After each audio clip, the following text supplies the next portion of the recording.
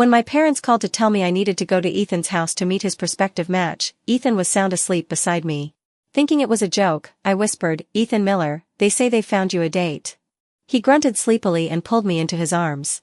"Honey, can you help me pick out an outfit and style my hair in a bit?"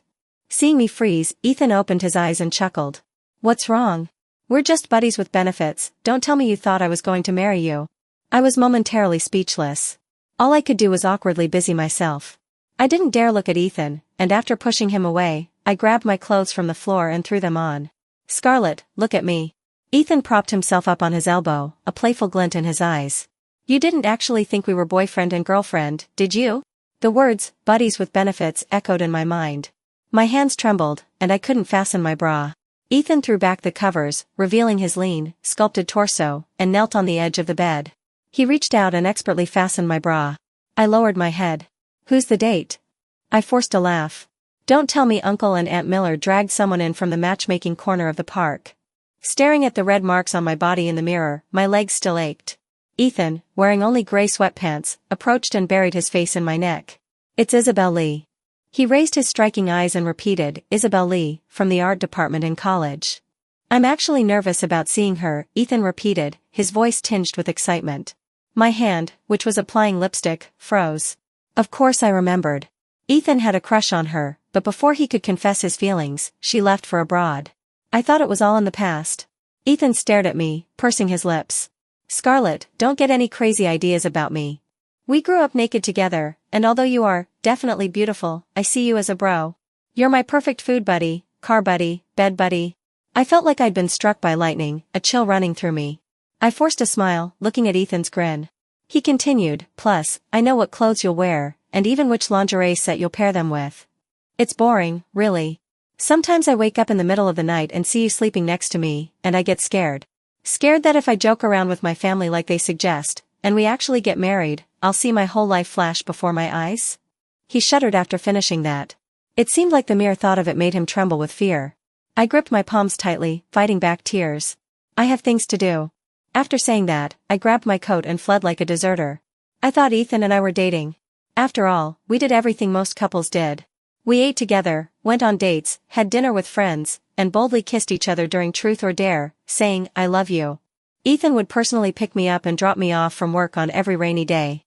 And he would secretly hold my hand under the table during family dinners. I didn't know that the half-year relationship I thought I had was just a game to him. "Scarlett." My mom knocked on the car window, peering in with concern. I snapped back to reality. Looking at my tear-stained face in the rearview mirror, I flusteredly responded and wiped my face before getting out of the car. "Mom." I was afraid she would see my disheveled state, so I rushed into my mother's arms, smiling, "I missed you." My mom carried the groceries, linked her arm with mine, as if she was relieved. "Why didn't you stay in the car? You scared me, didn't you see the news about people suffocating in cars?" I nodded. Suddenly, my mother changed the subject. "Oh, by the way, Scarlett, Ethan's date is coming later. Your uncle and Aunt Miller take this seriously, apparently Ethan has been planning it for a long time. Ethan also said that he was afraid the girl would feel uncomfortable, but with you there, she won't be so awkward. I've been good friends with your Aunt Miller for so many years, so today." My mother looked at me with difficulty, hesitating to speak. I said, "I understand," with a forced smile. "Don't worry, Mom, it's just about livening up the atmosphere, saying nice things." Mom looked at me with a hint of heartache.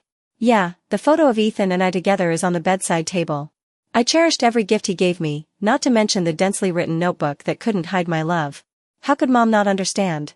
We walked home quietly, and the moment I opened the door, I suddenly mentioned, "Let's move to Hawaii next month after Dad retires." Looking at my mother's surprised expression, I smiled and acted spoiled. "Didn't you always plan to retire there? Anyway, I don't have any big dreams, being a dance teacher and being with you guys is all I want." Sitting with my parents in Ethan's house felt different this time. Before, we were always joking around, and last time, we even hid in his bedroom and secretly kissed under the guise of playing games. But this time, "Oh, Beverly, you don't know how much effort Ethan put into chasing Isabel. Why don't you just pursue her directly?" He had to say that he wanted to date her with marriage as a premise, and then he asked Old Man Miller to find connections, so that she would come as a blind date today. I looked at the carefully decorated house, filled with roses. The table was also filled with fruit, candy, and tea, and even Ethan's dog was dressed in bright red clothes. And Ethan was checking himself in the mirror over and over again to see if he was perfect enough. The irony was that we were still having sex last night, and he was passionately kissing the red mole on my waist. And the underwear he was wearing now was one that I bought him. Oh, it's just a pity. Aunt Miller held my mom's hand, regretting, when you two were little, we said that we would be family in the future, and we even arranged a marriage for the 2 kids. Aunt Miller looked at me. I really like Scarlett. She's beautiful, has a good personality, lively and cheerful. I lowered my eyes, not daring to respond. I was afraid that if I wasn't careful, tears would fall down. Mom. Ethan frowned, very displeased. You also said that it was your parents' business. You and Aunt Beverly are good, why don't you marry her? What does it have to do with me? What age are we living in? Why are we still talking about old-fashioned ideas? He didn't care about his elders' feelings at all. Turning to look at me, his tone was stiff, as if Aunt Miller's words were my doing. Scarlett, where's the bracelet my mom gave you? Seeing that I didn't respond, Ethan grabbed my wrist and lifted my sleeve. That keepsake they used to talk about for our childhood engagement. I'm afraid Isabel will be upset if she knows about it. His voice trailed off. Uncle Miller and my dad, who were drinking tea, stopped. My mom, who was busy arranging flowers for Ethan, also paused. In an instant, the atmosphere became extremely awkward. Mom looked at me, the vase and scissors in her hand clattering onto the table. She was about to get up, but Aunt Miller grabbed her. Aunt Miller stood up sharply, stood in front of me, and shoved Ethan hard. Ethan! What are you doing? Even if you and Isabel are not official yet, that bracelet, you cried, begged, and knelt for Scarlett to wear when you were 17. Ethan seemed to regain his senses. He remembered that year, when someone confessed their feelings to me. He got so anxious that he secretly drank wine, stole the bracelet in the middle of the night, and cried and made a scene at my house, even kneeling to beg me to wear his family's ancestral jade bracelet. He tugged at his tie, took a deep breath, and smiled at me. I'm just too nervous. I don't take back things I've given away. Keep it. It's okay, I'll return it to you, I'll go home and get it now. I stood up, interrupting, my tone calm. I'll be right back, it won't take long. Before anyone could react, I grabbed my bag and strode out. I had just taken the bracelet and was about to knock on the door when I was startled by cheers. Welcome. Ethan's smile froze when he saw me. Why is it you? He didn't seem to expect that I would come back, nor that I would actually return the bracelet to him. When I handed him the bracelet, Ethan's face was filled with disbelief. Finally, he took it and whispered in my ear. Scarlett, for the sake of our friendship as compatible buddies, don't cause any trouble today. Isabel is a girl, and she's sensitive. Don't say anything wrong to upset her. I didn't want to pay attention to him. Isabel is a girl, but I am not? Looking at the person I had loved my whole youth, the bone-chilling cold was about to engulf me. 10 minutes later, Isabel entered the Miller's house, led by the matchmaker. The elders chatted together, getting along well. This was also the reason why my parents came. In a subtle exchange, they explained their family background and future prospects to the matchmaker. During this time, Ethan sat next to Isabel, every gesture showing concern. He was almost 30 years old, but he was like a naive young boy. I wasn't needed for anything, and I was happy to be left alone, preparing to find an opportunity to slip away. Unexpectedly, Isabel suddenly looked at me gently. This is Scarlett, right? I've heard so much about you, the former goddess of the art department. I was suddenly singled out, waving my hands repeatedly. Oh, I don't deserve that title, it was just everyone messing around when we were in school. I thought everyone would quickly shift their attention. But Isabel persisted. No way, you danced a classical dance at the ball back then, and the next day the dormitory was full of flowers for you. Before I could speak, Isabel playfully tugged on Ethan's arm.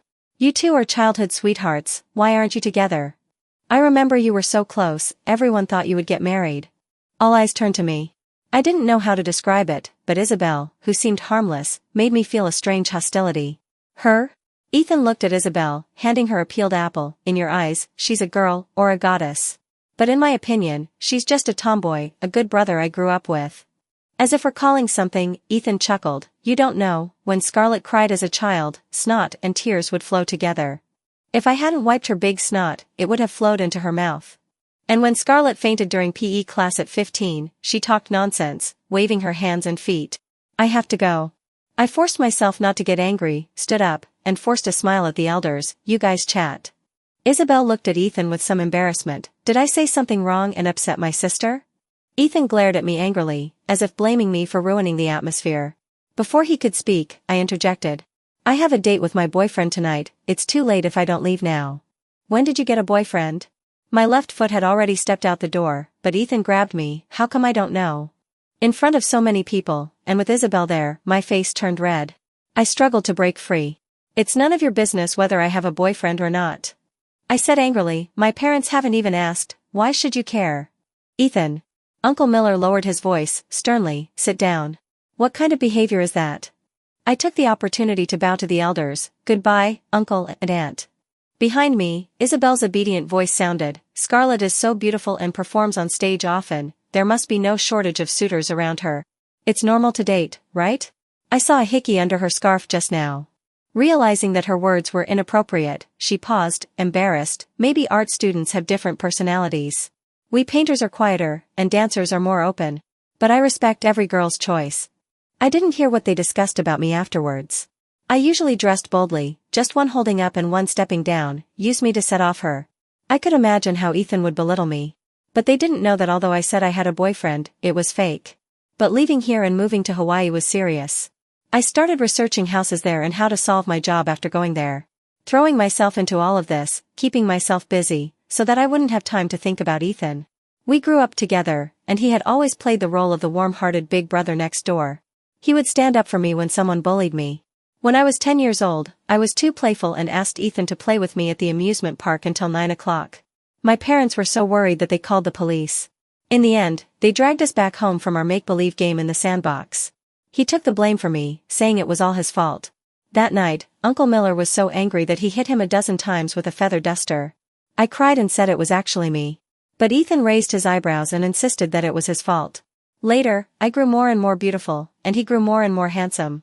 We became the golden couple in everyone's eyes. I thought I had the most favorable script for my life. When are you free? Ethan's message popped up. I wiped away my tears. Before I could type a question mark. Ethan, pack up your things from my house, I'm inviting Isabel to my house in a few days. I took a deep breath and calmed down. 24 hours ago, we were still cuddling together in our little nest watching a romantic movie. When we felt affectionate, we even made love until midnight. And now? I forced a smile. I removed Ethan from my pinned contacts and replied with a simple word, okay. That day, I locked myself in my room. My parents came back soon after I did. Hawaii is thousands of miles away, once you go there, it will be difficult to come back, Mom said cautiously, looking at me. And Dad hid behind his newspaper, secretly observing me. I put on my coat. The weather is good there, isn't it your dream to retire there? I smiled and put my arm around Mom's shoulders. It's just that there aren't many suitable jobs there, so I'm thinking of opening a dance studio myself. As for whether there will be opportunities to perform in the future, I don't really care. But, Mom frowned, opening her mouth, Scarlett, you. I looked down at the time.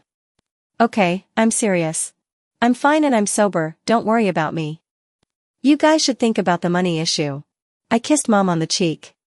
I have things to do, I'm leaving.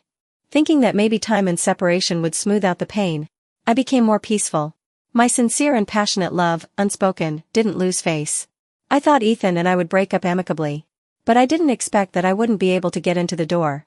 I stood at the door, entering the password over and over again. Incorrect password.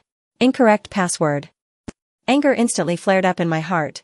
After knocking on the door without response, reason returned. I remembered to call Ethan. After the busy signal, the call was hung up. After my fifth call, Ethan sent a message, on a date, do not disturb. I took a deep breath, resisting the urge to curse, password. The next second, a large red exclamation point pierced my eyes. Ethan had actually deleted me. I rubbed my temples, originally wanting to leave, but the more I thought about it, the angrier I got. So I found a locksmith company. Holding my breath. I didn't mind the trouble and simply went to Ethan's house, saying that the property management needed to record it and needed the property certificate. Aunt Miller didn't even ask and handed it to me directly. Ethan doesn't know what to do without you. Realizing that she had said the wrong thing, she smiled awkwardly twice. I took the certificate and went back to the locksmith company. After struggling for an hour, I finally stood inside the home where I had lived for almost a year. I still remembered when I first moved in, Ethan stood at the door with his hands in his pockets. Scarlett, welcome home. Looking around the room. The carefully cultivated small green plants, the short skirt hanging on the balcony, the cosmetics in the bathroom, and the ritualistic tableware. I got up neatly, picked some high-end clothes, designer bags, and skincare products. As for the furniture and furnishings I had bought with Ethan, I rolled up my sleeves and smashed them clean. When the scene was a complete mess, I was exhausted. Just as I was about to leave, Ethan came back carrying several bags of groceries. He stood at the door in a daze. Then he backed out and looked at the door number. After a full 5 minutes, his face flushed with anger. "Scarlett, are you fucking crazy?" I shrugged. "You changed the password, didn't answer the phone, didn't reply to messages." Ethan tiptoed through the mess in the living room. After putting things in the refrigerator, he rubbed his temples and explained, "I was on a date with Isabel at the time. What would she think of me if she heard us calling each other all the time?" I couldn't help but miss a beat. I used to ask him to date seriously, but he always evaded. We're getting along pretty well. Isabel is gentle, and I have to treat her seriously and take it step by step. She's not like you, so I don't call other girls when I'm with her.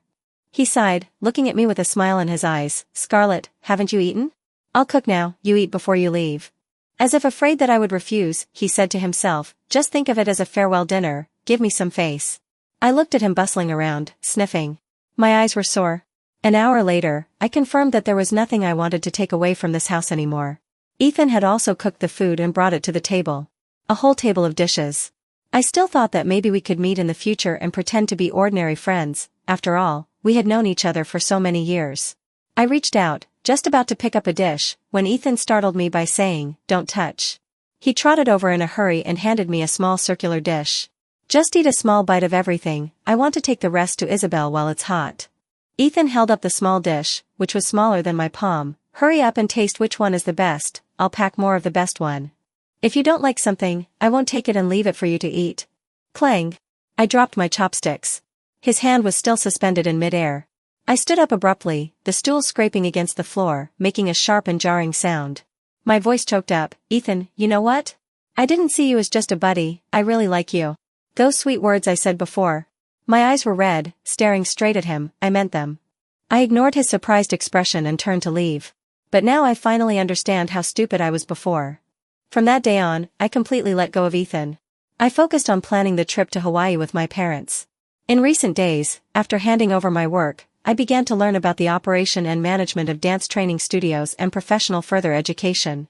When I received the invitation to the class reunion, my dad had already sold the old house in the suburbs, raised enough money, and was ready to pay the deposit for the new house. The classmate who organized the event was well connected and had many friends. So there would be a lot of people tonight. Of course, including Ethan. Without hesitation, I replied in the group, "Scarlett will attend." After all, there were still many things I didn't understand, and I needed to take this opportunity to ask everyone for advice. As usual, I dressed up and arrived on time. Unsurprisingly, I saw Ethan and Isabel. Afraid of causing trouble, I sat in the corner furthest away from them. I don't know if it was because the light above me was too dim, but Ethan was chatting away with the classmates at the table behind me, not noticing me at all. "Old Ethan. I didn't expect it, you actually got Isabel. But what's up with you and your little childhood sweetheart now? You only want women and not brothers, you haven't been drinking with us for more than half a month. You broke up? Just like that?" I heard Ethan casually say, "Yeah." I felt very calm. I continued to talk to the upperclassmen next to me and even exchanged contact information. "Do you guys remember when we bet on how many days it would take old Ethan to get the beauty of the department?" "I remember, it was a week, right?" TSK. How many people were eyeing Scarlett, that big beauty who can sing, dance, and is beautiful, but the key is that she didn't like anyone. I didn't expect old Ethan to make a move and get her in a week.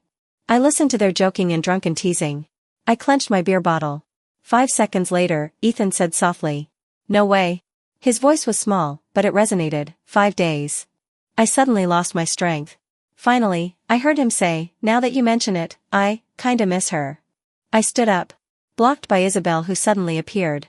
"Scarlett, long time no see." She took Ethan's arm and smiled sweetly, extremely gentle. I smiled politely, put the beer bottle in my hand on the ground, took a deep breath. Then I continued to talk to the upperclassmen. I didn't notice Ethan looking at me from behind, not taking his eyes off me for a long time. I drank 2 glasses of red wine, still quite sober. I went to the bathroom and touched up my makeup. Everyone said they were going to visit the teacher later, including the respected leader of the dance association. She valued me very much when I was in school, so I definitely had to go. After confirming that my makeup was perfect, I opened the door. "Scarlett." Isabel appeared in a white dress. I replied, "Hello." Just as we were about to pass each other, she suddenly grabbed my wrist. I felt pain and wanted to pull back, but I found that she, who looked so weak, was extremely strong. Isabel looked around, saw that no one was there, and whispered in my ear. You and Ethan lived together for more than half a year, and I suddenly came back to the country, disrupting everything. You're very angry, right? I was stunned. So she knew everything. But then I recovered. I always thought we were in a dating and living together relationship, not a third party interfering. I didn't feel ashamed. Afraid of accidents, I secretly turned on the recording. I tilted my head to look at her, trying hard to shake off her hand. So what? Scarlett's sister is really... Isabel said softly, serving my fiancé for free for more than a year, wholeheartedly. I still have to thank you. Her previous weak and innocent appearance was swept away, and there was a clear provocation in her eyes. But, in the end, you didn't get anything. Ethan didn't even give you a title. Those who know think it wasn't made public, but those who don't know would think you were a kept mistress or a prostitute.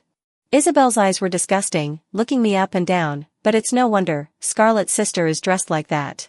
But I have to let Ethan check carefully, don't let him get infected with any indecent habits. After saying that, she lifted my hair and pretended to check my clothes. Coming to the party today, you wouldn't be coming here naked to seduce. I couldn't bear it anymore. I raised my hand, swung my arm, and slapped her hard on her fair face. Bang! Extremely crisp. Isabel covered her face, took 2 steps back, and shouted loudly to Ethan behind me, Ethan, save me. Anxious footsteps came from behind, accompanied by Ethan's roar, Scarlett. I didn't turn back. Stepping forward in high heels, I stepped directly on her canvas shoes. While Isabel was pretending to ask Ethan for help, I grabbed her hair with one hand and slapped her face with the other. You're crazy. Ethan grabbed my wrist. The hand I was holding her hair didn't loosen, and with his strength, I pulled her hair back. Isabel let out a wail. Crying and shouting. She said I was a mistress and a prostitute. She even wanted to pull my clothes to see what I was wearing. I explained to the crowd of people who didn't know the truth. My hand to my phone eager to try, I have evidence. Enough. Ethan interrupted me angrily, grabbing me forcefully. You've disliked Isabel from the beginning, and today you took advantage of her being alone to deliberately hurt her. We all have eyes and saw you hit her with our own eyes. He pulled me so that I staggered. Isabel was beaten like this by you, what about you? Ethan looked at me unharmed. How are you unharmed? Besides, don't I know your temper? When you were a kid, you were playful and dragged me to the amusement park until the parents called the police, and in the end, I was the one who cleaned up the mess for you. You're vindictive, angry that Isabel stole your... So you did something like this? Apologize to Isabel. Everyone in the crowd looked at me with scrutiny and disdain. I sneered, okay, I'll apologize. Ethan loosened his grip. You said you didn't have a boyfriend either, and last time you said you had one to get back at. I apologize. I muttered, then suddenly said loudly, I apologize your mom. I faced Isabel, who was hiding behind Ethan, aimed at that half of her face, and slapped her hard. I shook my wrist. I'll send the recording to the group later. I brushed my slightly messy hair, revealing my signature smile, welcome everyone to comment. That night I went home. Later, I made a separate appointment with the teacher. After settling everything, I felt confident. So I let go and did it. I didn't have time to pay attention to other things, and I focused on buying a house and opening a studio. I worked intensely for a month. Our family embarked on the road to moving. On the plane, my parents couldn't hide their happiness. From now on, their later years would be all about enjoying life. And I would work hard to be their support. Ethan has requested to add you as a friend. Verification information, where did you go? Verification information, I heard you moved? Is everyone just making it up? Verification information, please accept. I was annoyed. I blocked him immediately. Unexpectedly, half an hour later, Ethan called using Aunt Miller's phone. My mother looked at me with embarrassment. I couldn't refuse, so I took the call. My mom said you moved, is that true? The familiar voice sounded, giving me a sense of déjà vu. Ethan's voice was hurried, you've lived there for decades, besides, my mom also said she wanted to be best friends with your mom for life. Did someone misunderstand you while traveling? My tone was calm, we moved. We're thousands of miles away now. Although we were temporarily renting a house, after the renovation and a few months of airing out, we would be able to move in before the new year. However, there was no need to say these things to Ethan. He asked what, and I answered what. After a long silence, I thought he wasn't on the other end, then I'll hang up. Ethan said, wait, twice, then said softly like a child who had done something wrong. I apologized to you in the group for the Isabel incident that day, you didn't reply, didn't you see it? How could I not have seen it? The group exploded a few minutes after I sent the recording to the group. Ethan was forced to at me and apologize. He also said that he would wait to meet me and apologize sincerely with a gift. I didn't reply. When asked to my face, I replied, I saw it. Before he could speak, is there anything else? Ethan sounded very disappointed. After all, I used to chatter on and on to him even if we hadn't seen each other for a few days. After a long time, he said with a relieved tone, Are you still mad at me because of Isabel? You said you had a boyfriend to get back at me, is that still the case now? I've thought about it seriously during this time you've been gone. My feelings for Isabel were just a momentary novelty, and I can explain her things. And my feelings for you are? Ethan. I said without emotion, as if the other end was just a stranger I had met by chance. We're just buddies, aren't we? I hope you have more compatible buddies in the future. I had a lot of things to do. Finally, I said, don't contact me anymore. I remember you were pretty decisive when you deleted me, but now you're so clingy. I thought for a while and added, it's annoying. Whether it was because of retirement or because the climate here was really nourishing. My parents' complexion had improved a lot. If it wasn't for the need to go home for the new year to handle the property transfer, they wouldn't want to go home. Then I'll go back and handle it myself. I said while looking at the documents in my hand, I can handle it too. My parents looked at each other, never mind, we're worried. Old Man Miller's family said they wanted to celebrate the little new year together, and after the gathering, we'll rush back for New Year's Eve. The timing is just right. Ethan and I hadn't seen each other for almost half a year. It turned out that the person I once thought I couldn't live without was just SOSO. Scarlett is here. You're even more beautiful. Aunt Miller was as enthusiastic as ever, grabbing my hand as soon as I entered. Look at this temperament, it's great. Being generous is so good. Ethan was uncharacteristically awkward. He was wearing a white short sleeve, standing in the back, smiling cautiously. Hello Uncle Miller, hello Aunt Beverly. Scarlett, you've lost weight, has it been hard? There was undisguised worry in Ethan's eyes, reflecting my figure, still bright and confident. I smiled at him awkwardly but politely, lowered my eyes and said, it's okay, I've been controlling my weight.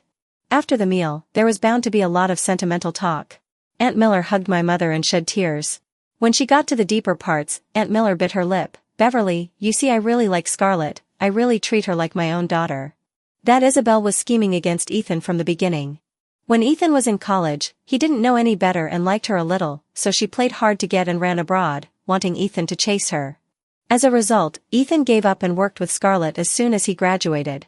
She was jealous again, designed to reunite with Ethan. What's that saying, the most high-end hunter often appears in the form of prey. Aunt Miller laughed twice, didn't Ethan fall for it? But luckily he realized his mistake. After you left and he couldn't see Scarlett, the kid drank himself into a stomach hemorrhage and went to the hospital, constantly chanting Scarlett's name. Actually, it's not too late. The two kids aren't married yet, there's still a chance. She waved her hand, and Ethan immediately stood in front of me. Aunt Miller instructed, let Ethan apologize to Scarlett in front of us adults, kneeling and kowtowing will do. I looked up at Ethan. Still so handsome, but he did look more haggard. His eyes were a little red. Scarlett, it's me who didn't know how to cherish, the one I've always liked is. Aunt, I have a boyfriend. I withdrew my gaze from Ethan and smiled at Aunt Miller. He has a very good personality and treats me very well. I'll definitely bring him to meet you next time if I have the chance. Aunt Miller's smile froze, looking at Ethan with a sad expression. Ethan instantly broke down. Impossible. Didn't we say we were going to get married? Have you forgotten? We're childhood sweethearts. We've been saying since we were little that we would be husband and wife when we grew up. When we played house as kids, you were the mom and I was the dad. Besides, we were together for almost a year. We were very happy. The restraint could no longer be disguised. Ethan even choked up. We almost got married, didn't we? You must be saying angry words like last time, right? My dad slammed the table and stood up. You mean Scarlett is lying to you? Our whole family is lying to you. Kieran is a very good kid, and he respects us very much. Although Scarlett just accepted his proposal, our whole family thinks that they can go to the point of getting married. Afraid that he would be upset, I quickly stepped forward and gently stroked my dad's chest. Ethan, don't bring up the childhood engagement anymore. It's just a joke made by the elders, it doesn't count. You said it yourself, did you forget? In the end, it broke up unhappily. When I went out, large snowflakes were falling from the sky. As soon as I got into the car, Ethan stood thin in the cold wind, looking at me with red eyes. I was just infatuated for a while, I lost my mind. Only after losing you did I realize that everything that was once readily available was precious to me. Give me another chance, okay? His voice was hoarse, trembling. I beg you. Before I could speak, I was attracted by the figure in the distance. Under the street lamp, the man stood tall and jade-like. His hair was already covered with white snow. I said softly in disbelief, "Kieran." The man turned his head happily. Even though his nose was already frozen red. He took out the bouquet of flowers from his arms and strode towards me. "Didn't you say that you should watch the first snow with the one you love the most?" I looked at him with heartache. He was clearly still working overtime last night, but he rushed to find me on a red-eye flight for my joke. Kieran smoothed my furrowed brows. "So, I came." After saying that, he bent down and said to my parents, "Uncle and Aunt, I didn't drink, I'll drive." The scene was so heartwarming that we all forgot that Ethan was still standing there. He looked at us hugging intimately in a daze. Finally, he said softly, "I'm sorry." His voice was small. Maybe he thought I didn't hear it. However, I silently said it was okay in my heart. Not for myself, but for the extremely warm Ethan who once put me in his heart. "Thank you for being the designated driver."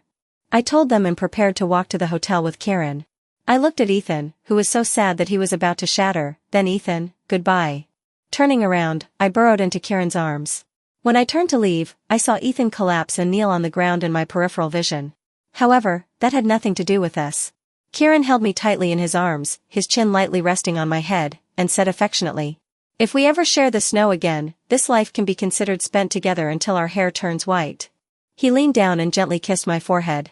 Standing in happiness, I thought that the first thing to do was to learn to cherish. And